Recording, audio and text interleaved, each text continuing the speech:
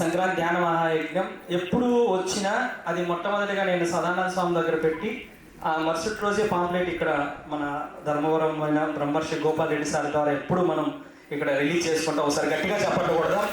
ఈ సంక్రాంతి సంబరాలు ఈసారి 10వ సంక్రాంతి సంబరాలు.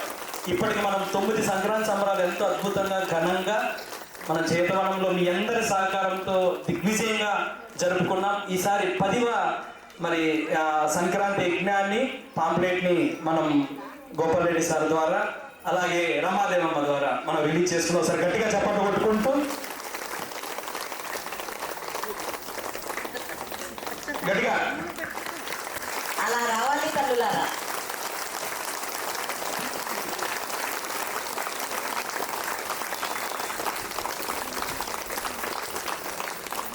పత్రిజీ ధ్యాన మహాయాగం అయిపోగానే ఆ ధ్యాన మహాయాగం యొక్క సెలబ్రేషన్స్ని పత్రి సారు సంక్రాంతి సంబరాలుగా సంక్రాంతి ధ్యాన మహాయజ్ఞంగా జీతవనంలో అందించారు.